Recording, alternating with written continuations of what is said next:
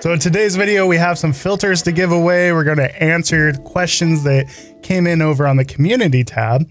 And I've got a couple of announcements, so let's jump into it. Before we jump into today's video, I have a little announcement. I'm teaming up with the amazing, super amazing Daniel Cordan. So if you're not familiar with Daniel Cordan, he is an incredible photographer, somebody that I've always admired and always looked up to.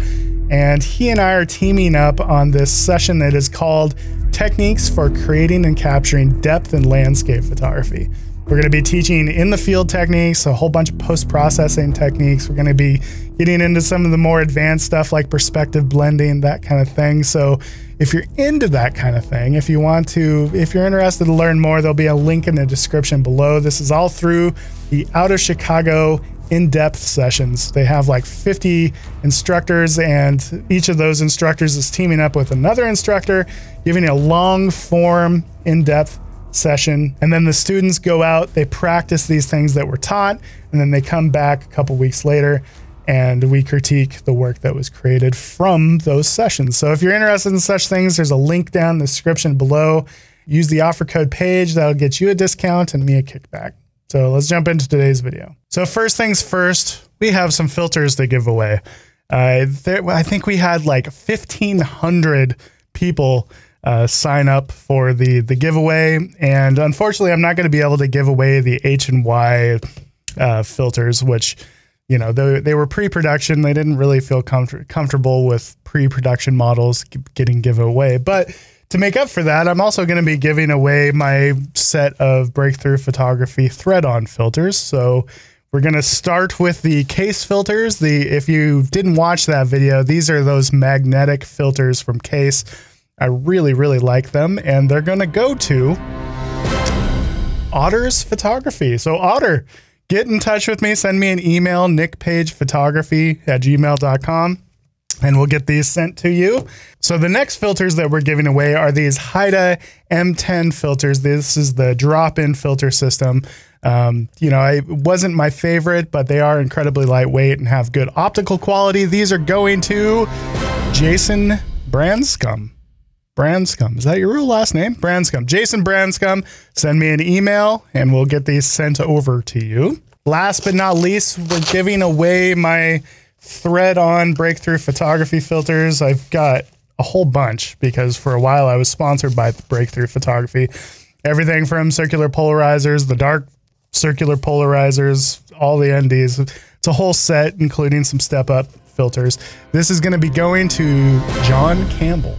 So send me an email, John, and we'll get these sent over to you. I'll even include this Mindshift Hive, these are really cool filter holders if you've never had them. So anyways, congrats you guys. Thank you so much to everyone that signed up for the giveaway. I'll have more stuff to give away before too long. So let's jump into today's episode. So one of the questions that came in not only in the Q&A section, but also in a lot of my other videos, you know, I'll see this question pop up a lot in the comments thread is, where have you been? You know, it's been probably a month since my last video. And the honest truth is I haven't been out, you know, doing photography very much lately. And it's partially, you know, it's partially the weather. The weather has been very empty skies and boring weather. And another thing that, you know, kind of hurts my ability to get out is the fact that there are just so many people out in all of the places that I would like to be. It makes it very difficult for me to want to go out and just be one of the herd. I have this thing where I want to be, I would rather be a lone wolf out doing my own thing rather than just feeling like another person doing what everybody does. I hate that feeling. I'm weird that way, I guess. My motivation and inspiration to go out and do photography has been very low because of the conditions and just the sheer amount of people out doing it. Also, you know, those of us that live in the United States, probably, you guys know exactly what I'm talking about here, that, you know, the cultural climate lately has been so negative in the United States. It's a very negative time. It's a very interesting time that we're living in. And I find myself really struggling to be creative when I'm just kind of swimming in that sea of negativity. I've made the mistake of kind of getting wrapped up in some of the, you know, arguments that happen on social media, and it's always a mistake. I don't know why I do it. I just get sucked into it. None of that stuff is good for either my, mental well-being. It's not good for mental health to just be constantly arguing with people.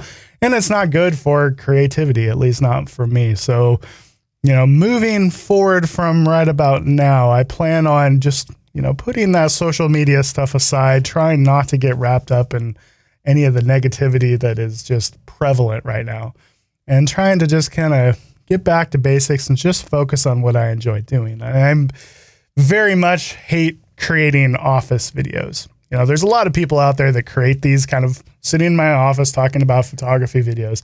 That's not what I enjoy. I want to be out in the field creating videos. That's what I enjoy. I just need some conditions or some weather or, the space required to do it. I don't want to just go out and, have 15 people in the background of every video that I am producing. And if I was to go out and do photography right now in the Pacific Northwest, that's kind of what it would be like. There's just so many people outside. That's why I haven't been out creating those videos. I'm looking forward to fall. That's all I got to say. First question is, okay, here's a question that most people that live in the Midwest can relate to. I live in Iowa. The people of the Midwest are really limited to the natural beauty compared to the people that live on the West Coast, Southwest, Rocky Mountains, the Northwest. Up to about 10 years ago, I could scout gravel roads and old abandoned farmhouses. About a year ago, my friend got me hooked on the Milky Way, and sad to say that season is about to end here in a month or so. Us Midwestern landscape photographers can't wait for storm fronts to move in just to get out and shoot something. So Nick, what the hell can we do? Summertime is just very limited on photographic possibilities. Granted, if you're in an area where you can photograph the night sky and the Milky Way, like in the Midwest, that's kind of what you shoot.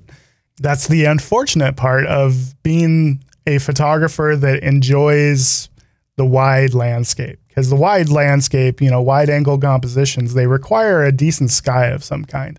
The best thing that I could recommend to somebody like yourself or somebody like me, I need to practice what I preach here, is to start honing in on the smaller scenes.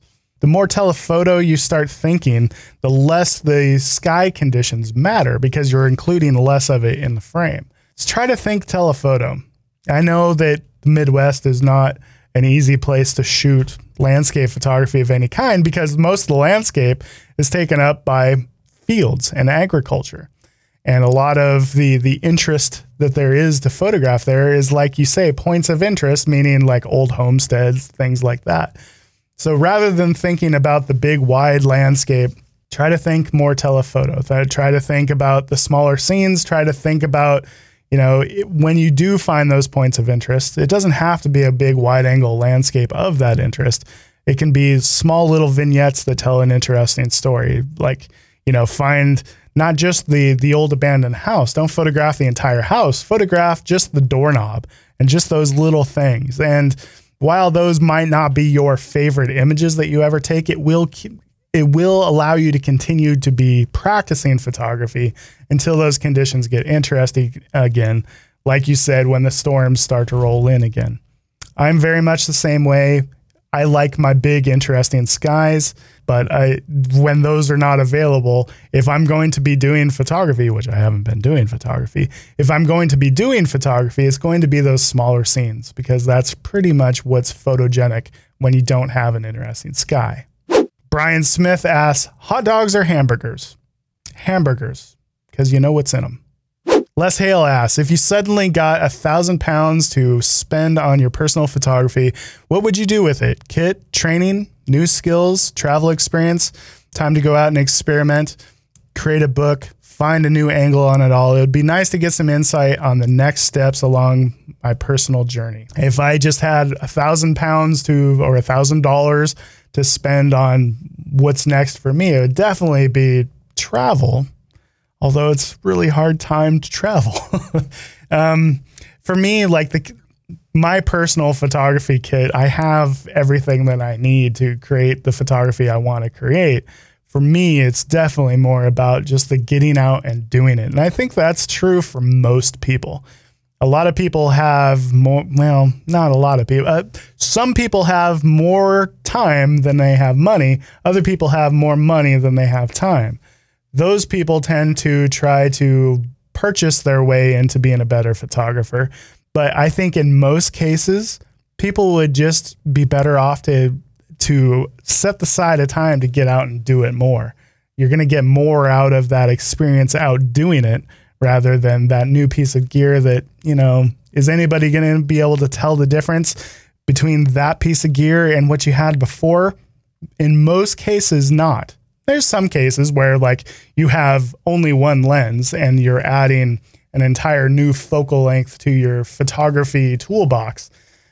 In those cases, you can see a big benefit. But in most cases, if you've already got the focal lengths covered and you've already got a decent camera, really what you need to do is go out and either learn to use it, and that would be the new investing in the skill and investing in yourself in that way, the educational part of it, or just spend that money getting out and doing it more. Mark asks, what do you consider the best way to develop as a landscape photographer? Is it better to visit the spectacular locations and shoot the obvious compositions that everybody else shoots? Or should you head into your local landscape and search for your own compositions? My view is that shooting the grand vistas is easy, whereas shooting local landscapes is much more challenging and the best way to develop your skills. I always equate it to learning to play guitar. So when you're first learning to play guitar, you learn by playing other people's music. You know, you take a composition that has already been written. Let's say it's Smoke on the Water or Inner Sandman or something. You learn to play those songs because somebody has already taken the time to write them, right? And that's how you get better. The same is true with photography, where in the beginning, you're better off to just go to those places where you know there is a functional composition that works and go through the motions of emulating other people's work. There's a lot of value in that, because if you take a photo from the same place that you've seen another photo, you look at their photo, you look at your photo, and you can analyze the difference. It's a great way to figure out all the little technical things and figure out your camera and figure out your settings, figure out your post-processing. After a while, though, that becomes too easy. You know, after a while, playing Stairway to Heaven on guitar becomes too easy, and it's time to start writing your own music. It's time to start writing and creating your own photography and your own, you know, your own style. And that's when it's a great learning opportunity to go off into your own landscape, because that is far more challenging, especially those of us that don't live in the most photogenic places. It's much more challenging to go into a place where you don't know what a good composition looks like in that local area, and you have to go out and find it. Nobody's done it for you. So once you reach a certain level in photography, that's where the next challenge lies, is to try to go out and into a place that's never been photographed, or you've never seen photographs from that place, and then try to write your own songs, so to speak. I'm at the point where my growth comes from trying to go into places where I don't know if there's a photo in there to be had, but I'm going to go looking for it. And a lot of times those are the photos I'm more attached to, because they're original compositions. And it's way harder and it's way more humbling, but that's a good thing. That's what keeps you progressing as a photographer. Tim asks, what camera backpack do you use and how many have you gone through to find the one that fits? So my current bag is the Shimoda Action X 50 liter. I feel like it's going to be my bag for quite a while.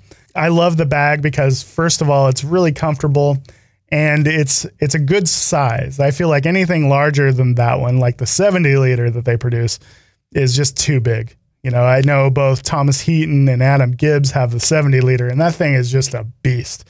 But the 50 liter, it holds all the gear I need it to hold.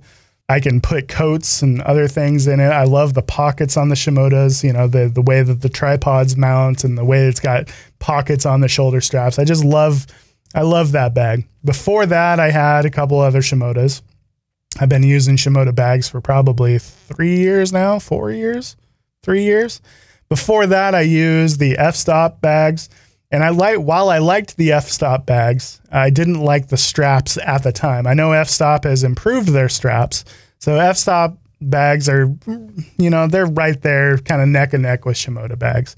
Before that, I had the Mind Shift Rotation 180 Pro.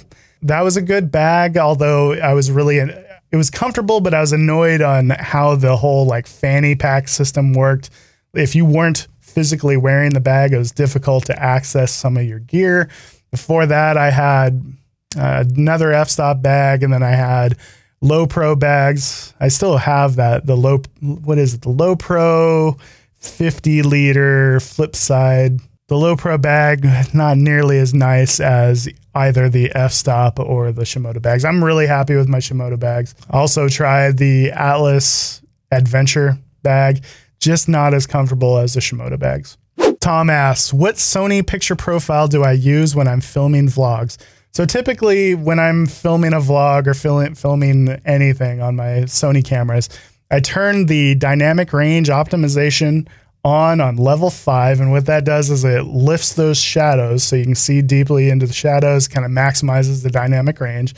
And then I just use standard picture profile, and I take out all the contrast. So I turn the contrast down to -3. Sometimes I'll turn the saturation down to -1 as well.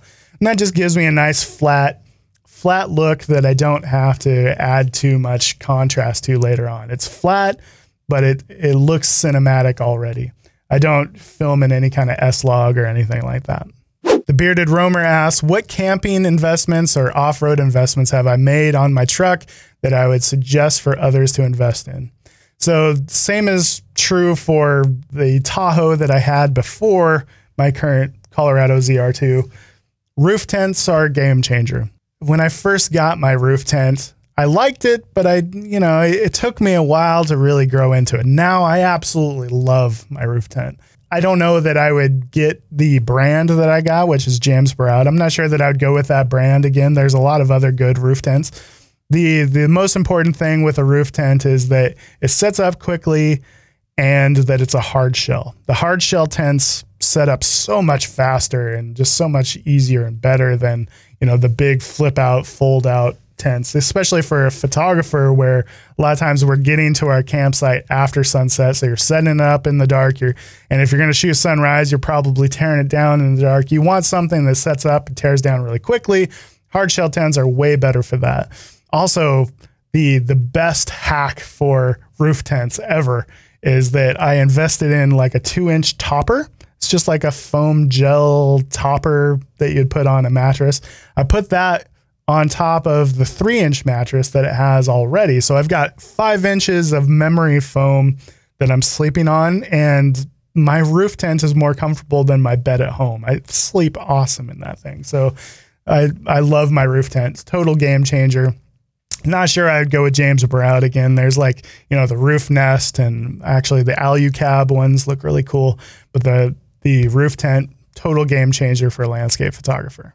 Nick asks, can I talk about the business aspect a little bit? How did you attract people interested in workshops and possibly getting workshops arranged and such? And I know I saw another one which was asking about how do you know when you're ready to start teaching workshops? So, and I've said this a lot of times, for me, everything has been organic, and I think that's the most important thing for anybody running a business. If you're doing things organically and you're not like rushing development, I think that's really important, because as soon as you start rushing development and being like, okay, this is my end goal, I'm trying to get here as quickly as possible, a lot of times you end up skipping some steps or rushing some steps in between. For me, I didn't start doing workshops until people physically asked me to start co-leading workshops. They came to me, I didn't go to them. The first workshops I was ever affiliated with were through Improve Photography, which was this podcast that I used to be a part of. Jim Harmer ran that podcast, and he led a couple workshops. One was to Iceland, one was to China, and he asked me to be a co-leader in those. And that was my first taste of teaching at a workshop. I was just a co-leader. I was just kind of there to help. And that gave me, the initial experience with what it was like to teach at a workshop. Those workshops were honestly not very good. And it was a great learning opportunity because in some ways they were a failure, and you always learn more from your failures than you do your successes. So in future workshops, it inspired me to do a better job, and that led me to have the confidence to teach a workshop in my local area, which is the Palouse region of southeastern Washington. I led those workshops more as tours than they were as, workshops, because honestly, I didn't have the skills I should have had in order to, to teach photography. Like, I taught them probably sooner than I should have, but because it was my local area, the true value was in my local knowledge of the area. I knew all the places in the area, and that local knowledge was where a lot of the value came from, more so than my knowledge of photography. My knowledge of photography was not probably where it should have been. My advice to people that are thinking about getting into teaching workshops, first of all, it's a very saturated market now. It's much different than when I first got it started. There's a lot of people teaching it. The best thing that you can do is to focus on what you have to offer that other people don't. Oftentimes, that's going to be your local knowledge of the area that you live in. So ideally, you live in an area that is capable of leading a photo workshop in that area, and the true value is going to be in your local knowledge of that area. I think too many people are drawn to try to teach workshops in places that are, these big iconic places where a lot of people teach workshops. Let's say like Iceland, Patagonia, Lofoten Islands. These are places, these are like workshop meccas because, they're very photogenic. But the problem is there's lots of people that teach workshops in those areas. I think most people would be better off to teach in their local area first and see if you can draw an audience to that local area where you have something special, which is your local knowledge. That's going to give you a big leg up on all of the Aperture Academy workshops that get led out there, because you have something they don't, and that's that local knowledge. So focus on your local area first, and that'll give you a sense of whether you have if you have the draw to teach workshops other places. Start small and build up. Don't just try to, go for the gusto right off the bat, because a lot of times that's going to put you in a situation where you're at a disadvantage, because those big, photo location type places, it becomes more about name recognition and popularity and all of those things. Start with the area that you know best, because that's where you have something special. That's your local knowledge. If I want to sell landscape photography, how much should I sell for my prints? This is a tough one because there's no definitive right answer. It totally depends on your popularity, all that stuff. For example, Peter Lick, his formula for what he charges is completely different than what I would have to charge.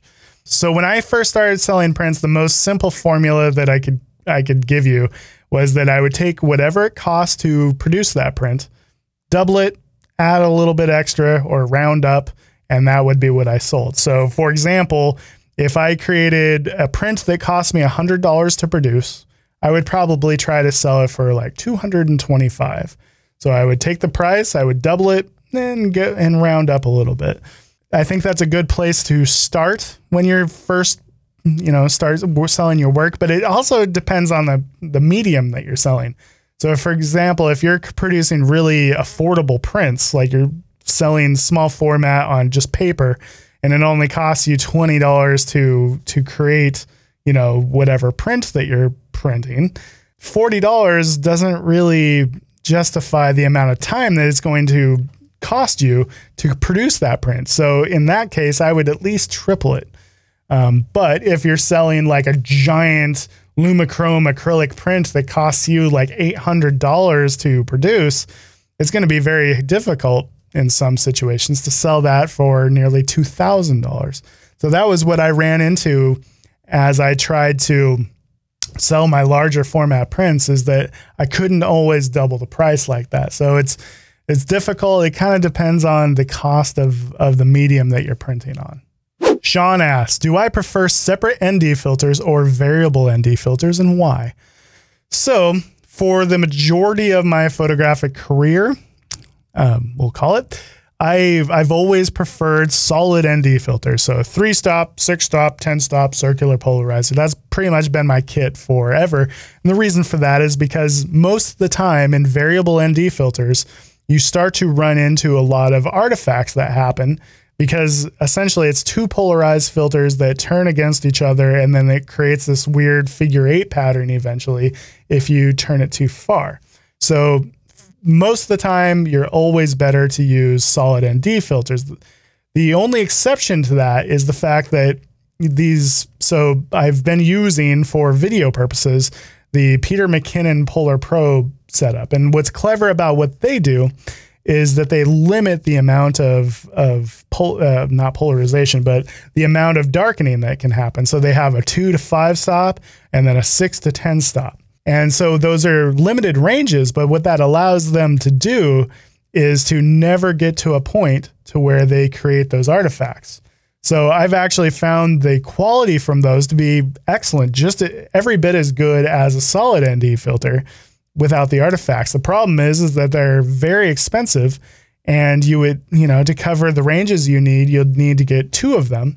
That's going to be more expensive than just getting the solid ND filter. So the answer is still, you're better to get those solid NDs and just get more of them. But I mean, if you're doing it for video, they're getting a lot better. I really like the Peter McKinnon Polar Pro filters. Next question is from Ian. Any advice for a nervous speaker? I've been asked by my work team to do a photography presentation.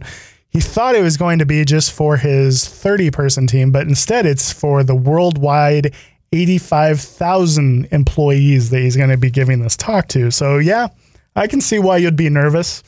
And the thing about public speaking is that it only gets better with practice, and it never gets to the point where you're not nervous, or at least not for me yet. I've been lucky enough to talk at a few different conferences, and then obviously, podcasting helped me a lot because it gives me practice at rambling, which is all my presentations really are. The thing that I've always done that I think has helped me is that I don't script anything that I do. I think that gives my videos and my talks a little bit more authenticity and a little bit more of a loose, off the cuff feel.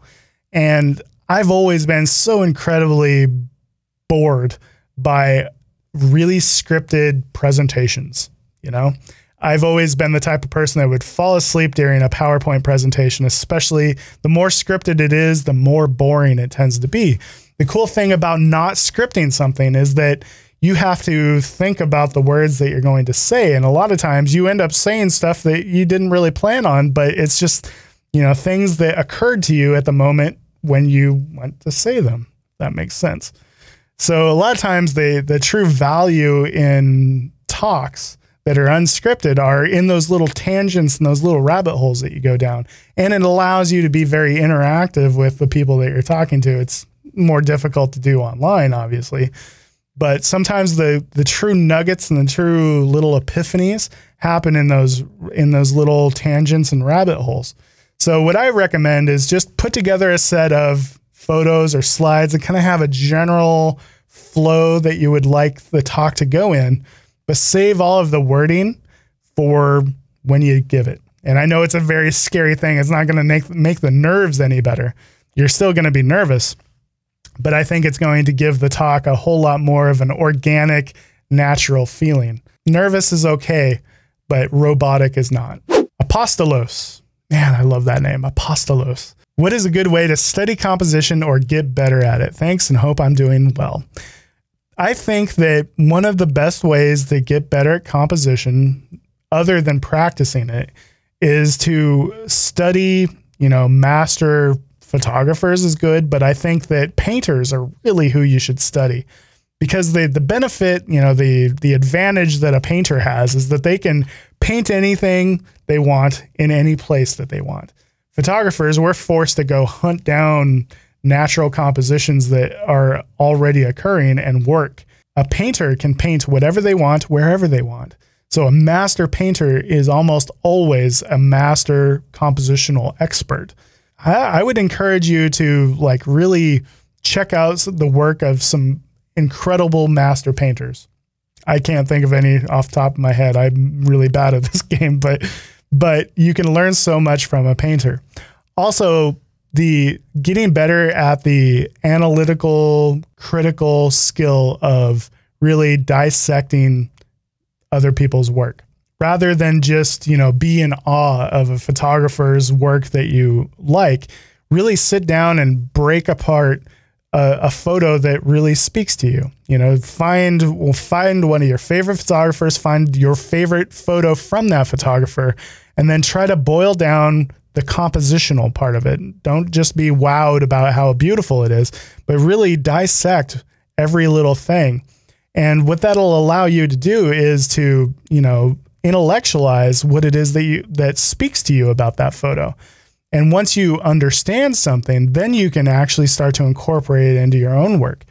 I think that being very critical of other people's work will make you a better photographer because you're able to, you know, boil it down and break it down, all the different bits and pieces that you like about other people's work. And then you can, you know, refer back to that stuff when you're doing your own work. Francis asks, how do you photograph a corn lily in an intimate scene so that all the leaves are sharp? What lens would I use? So this is true for any kind of little intimate scene where, you know, you're kind of pointing down at the ground. So corn lilies are, for the people that don't know them, they're actually quite large, which poses the problem of depth of field. You have the leaf tips are really close to camera, and then other parts are very deep in. That means that you're going to have to focus stack. So what I recommend is to go into manual focus, stop down as far as you can get away with, you know, F16, F18. Don't ever recommend F22, but F18 probably a good sweet spot there before you start running into diffraction. And then you're just going to want to focus stack all the way from the tips to the furthest part, you know, that is visible in this scene. So a lot of times I'm photographing those kind of at my feet stuff with something like a 24 to 105. Maybe you could do like a 70 to 200, something like that. And then you just want to focus stack all the way through that scene. You want to get everything from the very tip to the very deepest shadows in focus. And then you're going to have to focus stack that in Photoshop. So you'll bring them all into Photoshop. You'll auto align them. Then you'll auto blend them. Hopefully there's not too many artifacts. Sometimes with those kind of scenes, you start getting some weird areas. Quick little tip, anytime that you're going to do a focus stack, once you align all the images, I duplicate that group. I throw all those images into a group so they're all aligned. I duplicate that group, and then I auto blend the top group. And if there's any, you know, artifacts that Photoshop screwed up, which happens pretty often, I will take whatever file I need from this group down below, right? Are you still with me? I'll bring those up, and then I will blend them in manually using the layer mask to fix any artifacts that may have happened in that focus stack. But the simple answer is you stop down as much as you can, F18, and then you focus stack it, and then you'll get all of that in focus. All right, thank you guys so much. That's all we have time for today. We'll see you in the next video. I've got some videos planned. Obviously, we're going to be checking out what is this? The 70 to 180. And then I've got the 100 to 400 here. We're going to be comparing these to the Sony versions for those of you that are interested in such things. Got some other stuff planned as well. But thank you guys so much for watching. We'll see you in the next video. Take it easy, everybody.